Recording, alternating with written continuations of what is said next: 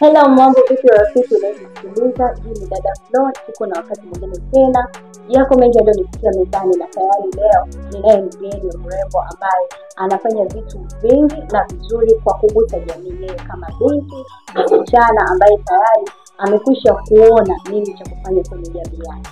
Hii ni dada Flo na mimi ni Blessy AM. Tutamkaribisha mgeni wetu naye atajitambulisha na tutaendelea na naamini kutakuwa na mengi ya kujifunza. Baki nasi. Mrembo, karibu sana. Asante sana. Nimefurahi kukuona. Nimefurahi kuona. Karibu sana dada Flo. Asante. Nilikuwa tuona ukichukua tunda gani? Apple. Why apple? Kwa sababu watu wanaona apple ni tunda la upendo and I feel like I'm too kind.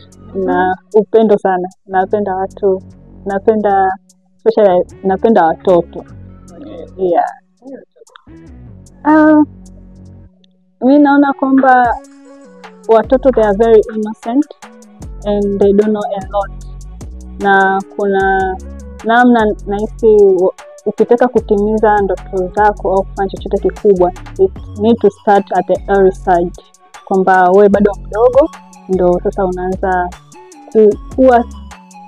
kutafutia mazingira ili ufike to the greatness. I think even the Bible says tuwe kama watoto wadogo. Yeah, so I think there's a lot of being a child. Udogo tunaangalia kwa namna ambavyo tunaweza udogo tunaangalia umri au udogo tunaangalia kwamba always kuwa wadogo ili kujifunza vitu vikubwa au kuwa wadogo kwa ajili ya vitu vikubwa vile. I think hapo tunaongea vitu viwili tofauti. Na unaongea mtoto ni kuna umri cha kwanza. Kwamba kuna tuseme kama tuseme mtu ambaye ana mwaka mmoja, tuseme 0 age to 18, ndio tunasema kwamba mtu akisha 18 ndio mtu mzima sasa. Lakini pia ukiwa mtoto kuna namna you have to behave, kwamba utataka kuelekeza hiki, utabidi utii ufanye. Ukiwa mkubwa utahisi kwamba you have authority to do everything pasipo kuonyesha. Kwa sometimes we have to be humble or to live like kids, ili tusiwe tunajua vitu vingi sana bali kufundishwa ili kufikia kitu fulani. Jumo ndio sana kile mfano kwa unaonyesha upendo katika mdogo au kuna namna ambayo kwa kitu ulivyokuwa mdogo ambayo unafanya kazi kwa mdogo. Wow. Nahisi mimi nimezaliwa familia ambayo nina kaka wengi. So I have 5 brothers. So you can imagine being a girl with 5 brothers, the way they're going to treat you. Kwa hiyo nimeweza kujifunza upendo kwanza kwa familia yangu. Nikiangalia wazazi, kaka zangu, na pia nilipata bahati ya kusoma shule moja inaitwa Cornerstone Leadership Academy, ipo Arusha. Hiyo shule tunaishi kama familia. It's full of love. Yaani mwalimu, mwanafunzi, mlinzi, walinzi ambao like security wa shule sisi tulikuwa tuwaiti walinzi. Tunaita uncle akiwa getini, akija kwenye meza ya chakula ni kaka. Kwa hayo mazingira yanakuonyesha kwamba there is no like hakuna ile kuona kwamba wewe una umuhimu fulani kumzidi mwingine, na yanakufunza upendo kuishi na watu. Kwa hiyo nahisi nimeanzia kuanzia nyumbani, from parents, my brothers, then nikaenda shule kukutana na watu ambao wana practice upendo hata kama hawakujua ndokea wapi. It's a community ambayo ina watu wenye kabila nyingi sana, lakini we are treated as the same people. Ninakufuatilia na nimeona kitu unachofanya na watoto. Unawaje na kama mwanafunzi alipenda kuona kwamba kuna ndio kwa hapo kwa upande wa watoto wa aina hiyo ambayo. Okay. Naomba nianze kwa kusema kwamba watu wengi wanapenda kuuliza kwamba nina disability au nina ndugu ambao wana disabilities ya kusikia. Lakini the truth is kwenye familia yangu hadi marafiki zangu na mimi mwenyewe I don't have any kind of disability. 2022 nili volunteer. Nilikuwa it was a program ambao at first nilikuwa nafanya kwa kulipa. Then nikana program nyingi. So ukiwa unajitafuta unapenda kwenda kila sehemu ili upate kitu, like learning, and it was something which I wanted. Then nikawa na program mbili at the same time. Nikabidi niende moja ya Arusha, nikaacha ya Dar. Ya Dar kani replace. So ya Arusha it was free, ya Dar it was paid. Lakini nikataka kwenda kule, nikajua nita balance time. Kurudi kunakuta wamenireplace na mtu mwingine, and then nikaomba kuvolunteer. Nikasema mimi nitakuja kufanya for free. So tukaenda shule inaitwa Benjamin Mkapa. When tumeingia pale kwenye ile darasa, it was so tulistuck kwa sababu the room was so quiet. There's no voice and people are just speaking through by using hands. Sasa wanatumia mikono, sisi hatuelewi. Tukaangalia kwenye walls za ukuta za darasa, tukakuta uchati inaonyesha sign language lakini ni alphabet. Sasa akili yetu ikahamia kwenye ile chat kwa sababu watu ambao tulikuwa tumeingia kwenye ile room tulikuwa it was the first time kukutana na viziwi. And tulivyokaa akasimama binti akawa anaongea kwa sign language. So we had an interpreter.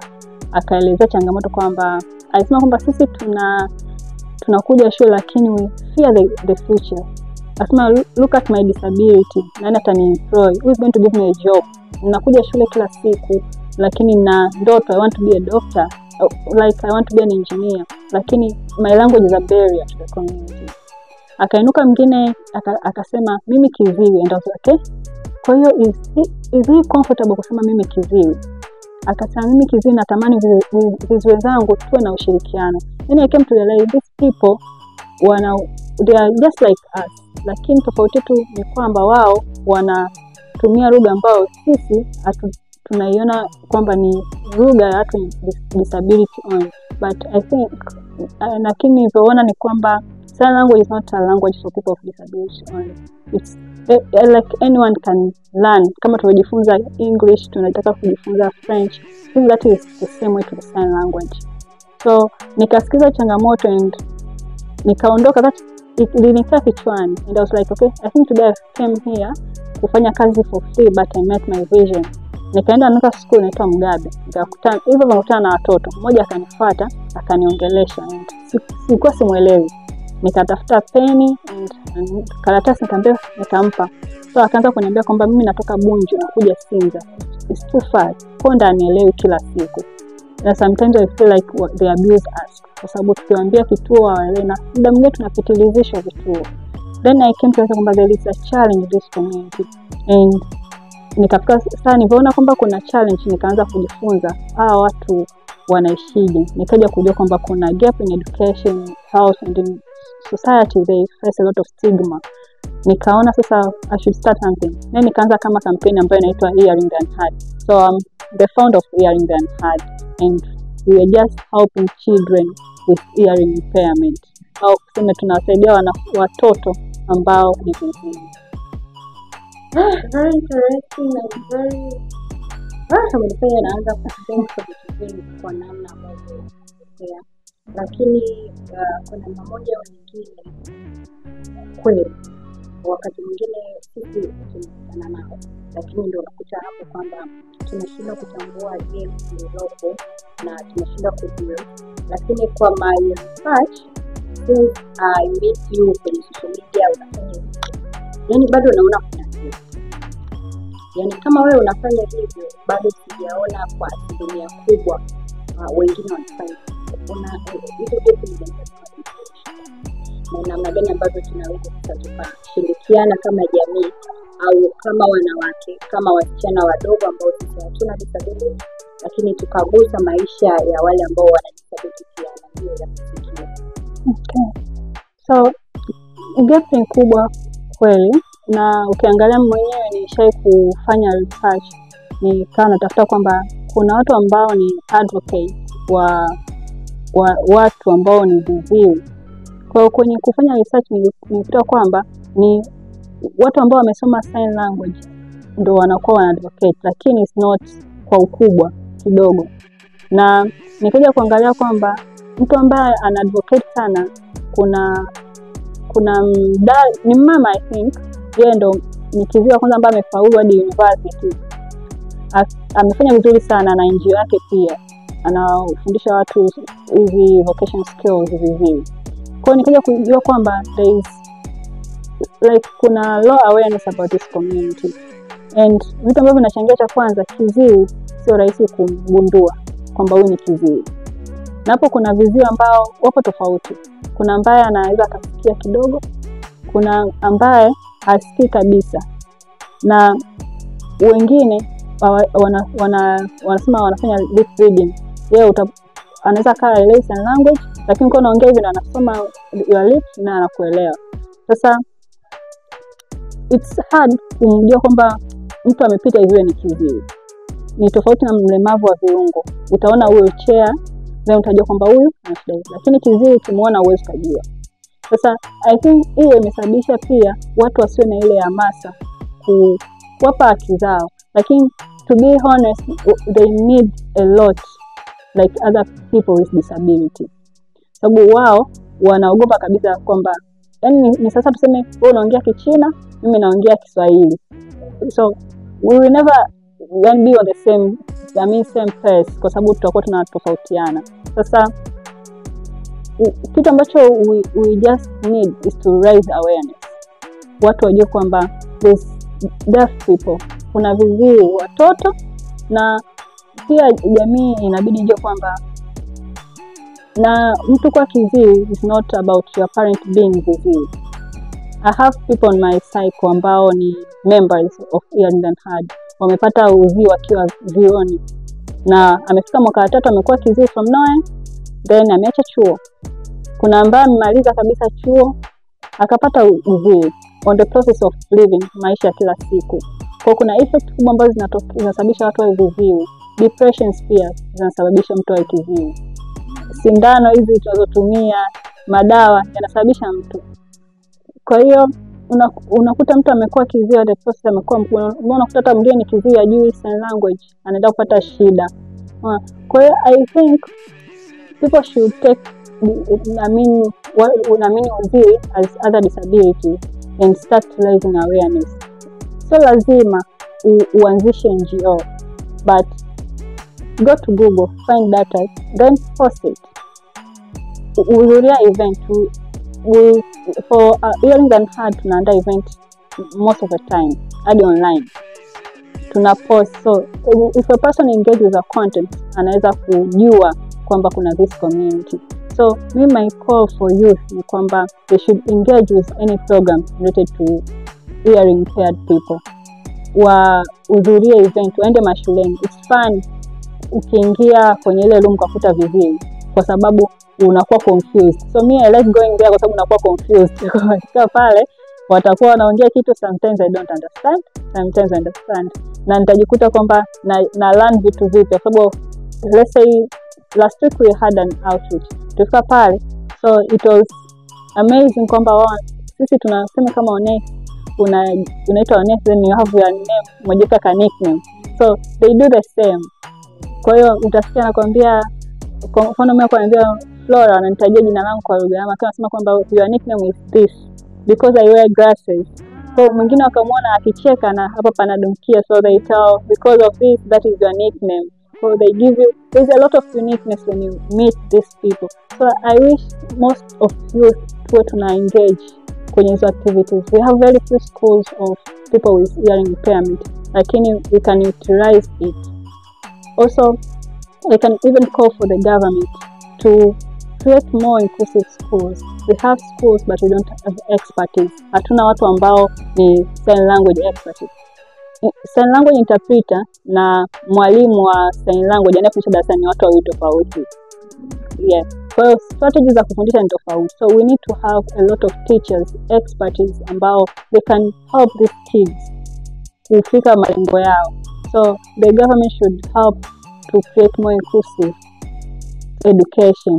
Here youth, let's engage in these activities and let's advocate together ili tuwasaidia watu wapate mahitaji yao. So, wow.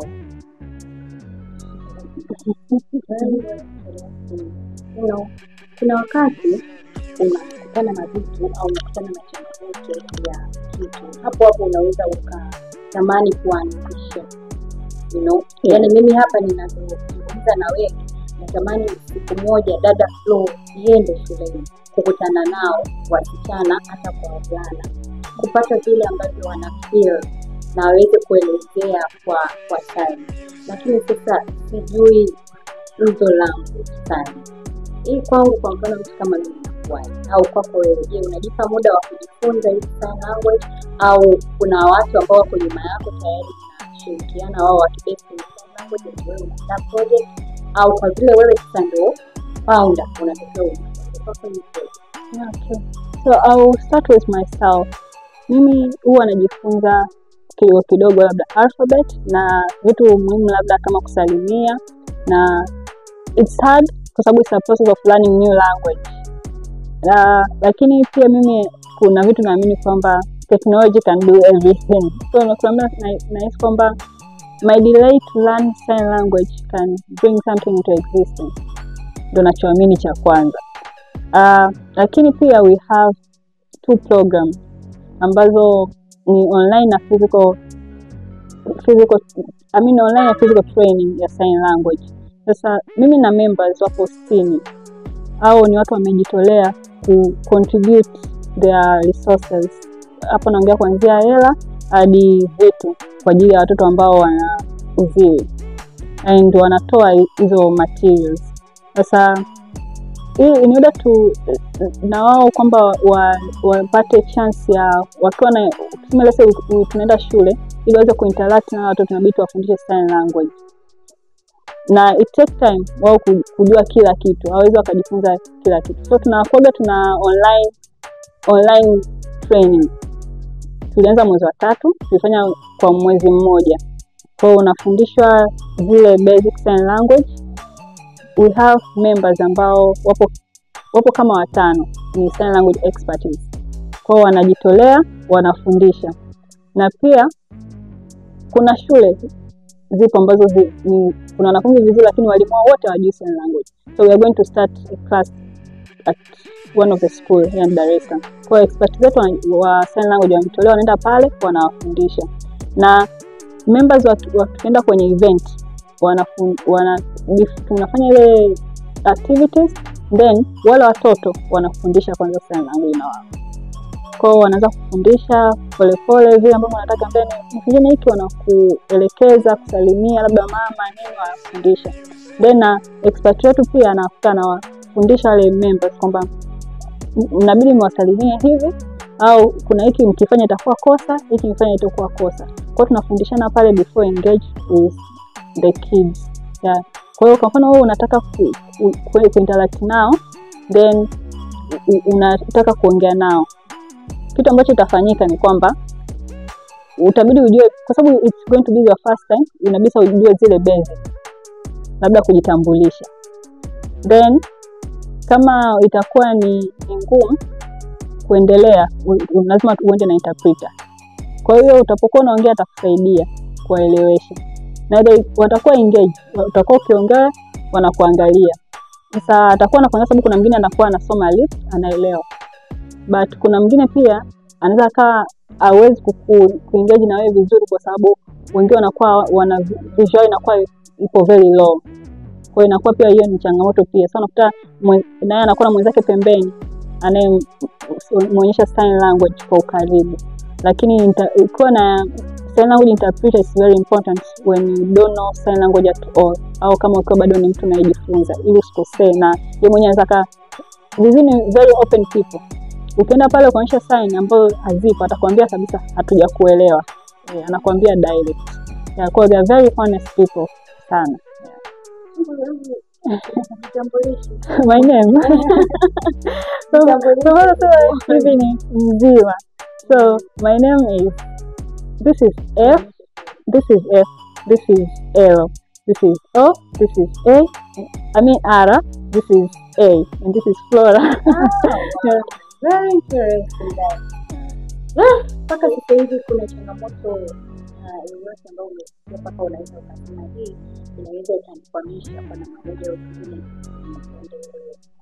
Sasa usikumpe na watu pale ambapo utaenda direct, lakini paka sasa hivi unafanikiwaje na unaonaje kwa upande wako? Je, kwa wewe kuanza kufanya hivi ya community. Anaanza kuelewa unachofanya na kufikia popote. Okay. Naomba nianze kwa achievements. Achievement ambazo tumezipata ni program. Tumeshafanya program more than 10 program. Na pia tumeweza kufanya partnership with different organizations. Na tumefanya on event base. Na sivyo tu tumekuwa na partners na organization ambazo zipo hadi nje ya nchi ya Tanzania.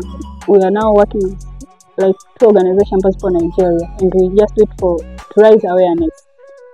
Nchi zingine they are very serious with people with this kind of disability. Tofauti kidogo na kwetu. Kwa hiyo wao wana advocate every day. Hata ukienda kwenye group lao, unaona kabisa what they do. And achievement nyingine ambayo tumepata ni kuwa na kupata watoto wengi ambao they are interested in our program, especially hao ambao ni viziwi. Tukienda Mugabe, we have been supporting 70 students. Tumeenda pia Mzambarauni, there are 106 students ambao ni viziwi. Tumekuwa tukiwasupport na tumeweza kuwa tunanua, as I said, kuna wengine sign language wanajifunzia kuanzia shule, sababu wengi wao wazazi wao sio viziwi na wazazi hawajui sign language. Kwa hiyo wanajifunzia shule. Sasa hivyo vitabu tunapeleka vinakaa shule kabisa ili vitumie na generation zote. Kwa hiyo it's among the achievement ambayo tumeifanya. Na tumeweza kuwafundisha mambo ya reproductive health. Viziwi especially wadada, hicho kitu kwa unapobeba sanitary, yeye ukimpa ataificha huku. Anaona kama ni kitu cha ajabu. So kuna imani fund wamewekewa. So we are trying to help them on that part. Na tumeweza kufanikiwa kwamba they respond to it, wanajua matatizo ambao utapata when you mess up with reproductive education, wanaelewa sasa hivi. Pia achievement nyingine ni kuwa na youth, having youth 6 youth ambao wamejitoa tu kwamba sisi tunataka tujue hawa watu ambao wana changamoto ya kusikia wanaishije. We want to know their culture. For me it's an achievement.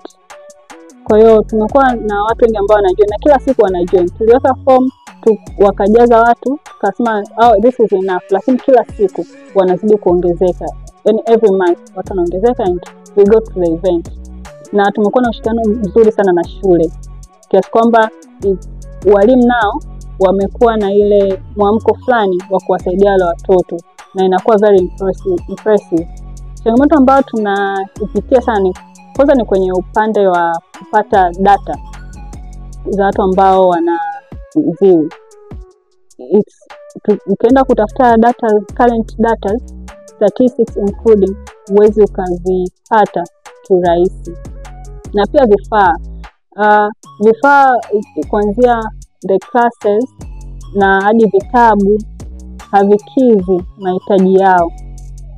Kwa hiyo ukienda kila shule wanahitaji visual tools like projectors, computers, kwa sababu mwalimu anatakiwa ampe notes kiziwi kwanza kabla kumfundisha. Kwa sababu shule nyingi ni inclusive, wanaweka pamoja. Sasa anabidi apate zile notes ili ajifunze yeye aelewe, ili aanze kuelewa, mwalimu akija inakuwa rahisi. Kumbuka wanaenda darasani kama ni 60 minutes ni wote wamechanganya, yeye ni tofauti na wenzake. Kwa hiyo they need visual aids ambazo imekuwa kwa sisi ambao tunaanza it's hard to accommodate to buy the visual aids kuzipeleka. Visual tools like projectors. Changamoto nyingine pia ni we are facing difficult when it comes to commitment ya watu kuwa na ile consistency. Kwa hiyo I wish youth wangekuwa like all the youth in Tanzania tusiwe sana tu watu ambao tunapenda maarifa. Nilikuwa naangalia kwa mfano sign language, kujifunza sign language ni ghali sana, lakini kwa mfano sisi Young and Hard tunatoa for free. Kwa hiyo mtu anabidi upate ile hamasa, hii ni free, uje ujifunze. Sababu ukienda utailipia. Kuna kitu hapa wanafundisha nasi kwa miezi mingapi, 500. Yes, sign language. Nakumbuka pia sign language ndio kusaidia tu kuongea na viziwi ni ajira. Kuna watu ni ajira yao. Kwa hiyo I wish youth to be commitment to this. Wajifunze, iwasaidie wao na iwasaidie pia community.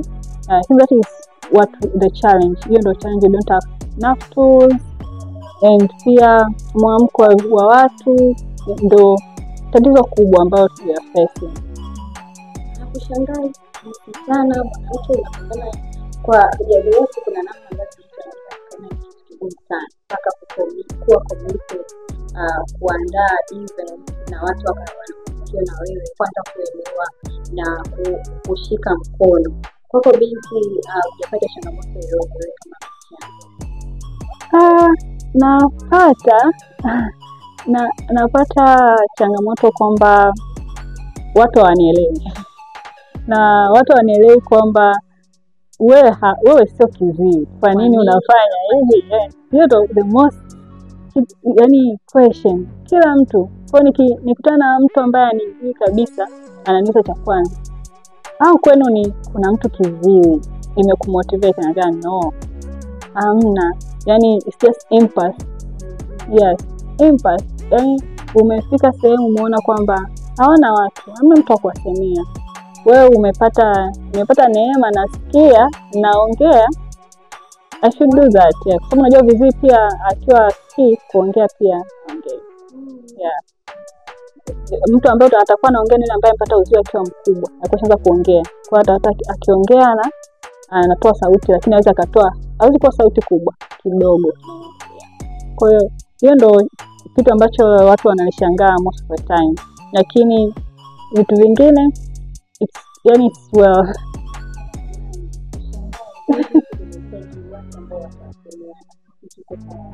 Na hii nimekuwa ni moja ya wito kwenye dada Flora, kwa maana kwamba msichana yote tunayekuwa naye mezani sote kwenye Kiswahili ni kutamani kupata namna fulani ambayo kila mmoja kwa nafasi yake ataiweza.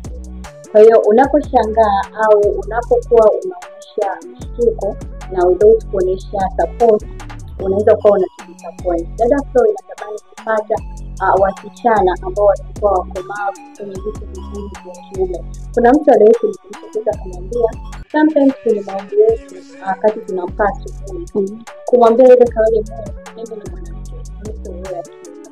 Msemo unaendelea kutafakari sana na kuja kugundua kwamba man wana strong heart ambazo zinaweza kuwafanya wanakuwa hawaogopi kuface chochote. Lakini sisi wasichana wakati mwingine tunasikia. That's why nimekuuliza hilo swali, kwa maana kwamba mimi pia na dili na dada Flora. Kuna mwingine ni kipindi kama hivi naona, lakini kuna mwingine anakuuliza, kwani kuna changamoto yote unayopitia mpaka unataka kuzungumza na wasichana? Hapana, tunatakiwa kuvoice up kwa sababu tunategemeana. Tumefurahi sana Flora, na naamini kuna kitu ambacho kuna binti, kuna kijana, kuna mama kwa amepata, na tunaamini tunaweza tukasapotiana kwa namna moja au nyingine kuwafikia watu kama wao. Na je, kwa upande wa organization tayari watu naamini sasa watakuwa wanakufuatilia na wataweza kukufuatilia hapo mwishoni, tutatoa mawasiliano yako na kupataje. Je, utaratibu labda mtu wa organization nyingine kuja kutamani kufanya event na nyinyi naweza collaborate vipi? So kwa mtu organization nyingine tunachokiangalia ni thematic areas ambazo tunaweza tukacollaborate, and program zetu si ni kwa education, health na social connection. And social connection ina include ku raise awareness. And sasa mtu wa organization nyingine inategemea sana yeye atapick wapi. Akija kwenye education tunaangaza what we want to support together. Akija kwenye health, labda you want to go and teach the kid about mental health, labda anataka kuambia kuhusu reproductive health. Kwa that's for us is okay. Kama ni mtu ambaye anapinga ukatili au social connection, tunawakaribisha sana, sana any area. Na sio lazima tu mtu awe anataka au tuna same common activity. Kuna mtu anataka kuwa na kupata experience kwamba community wana culture gani, sababu sisi tuna permanent kids kabisa, tunaangalia kabisa kwanza ile ambapo kwanza la kwanza tunamwangalia, tuna dina primary kwanza, kwa hiyo tunawaangalia, so na tunaweka ukaribu sana na walimu.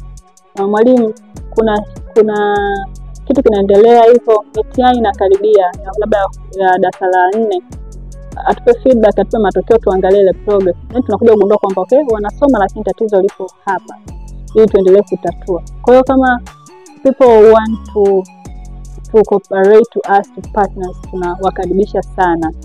Yani in any way, hata kwenda tu kufundisha, hata kucheza. Wala watu Jumamosi wametuambia kwamba mkitaka tu kuja kucheza na sisi njooni. They just want us to go and pray. Na it was fun kwamba nimeenda na watu ambao wengine wamemaliza vyuo, wengine wapo vyuoni. Imagine mkaka, it was nothing for him kucheza lede. Mkaka alikuwa anacheza lede na wale watoto. Yeah, amecheza si karata, ameinuka. Kuna mkaka mwingine ni mwalimu, is my friend anaitwa David. Ni mwalimu wa shule ya sekondari, high school I think. Lakini alikuwa anacheza, anakimbia, anacheza sisi vya mwezi. It was fun. Kwa hiyo kama unataka tu hata kucheza na watoto, you are most welcome. Tunakupataje? So maybe niwape namba zangu and my so my social media zote natumia Flora Modest, my name. Hiyo ni Instagram pia na LinkedIn. Pia my numbers are 07 48 66 81 61. Pia you can write an email at florabansik@gmail or hearingandheart@gmail. Na pia people can visit our website ni hearingandheart.org organization, like ORG.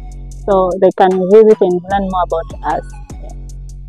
Tumekuwa na wakati mzuri na Flora Modest ambaye na dada Flora tumeelekea hapa, ambapo tunaamini tumejifunza mengi kuhusiana na society na sajili, lakini tumepata leo kitu kikubwa na kigeni ambacho pengine wewe mtazamaji kwa hujawahi kufahamu, lakini tayari umefahamu.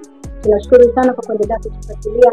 Mimi ni Nose AM, ni dada Flora. Kutufuatilia pale YouTube na Instagram lakini kwenye account yangu Unose utanipata pale. Tunashukuru sana, wakati mwingine. Kwa hiyo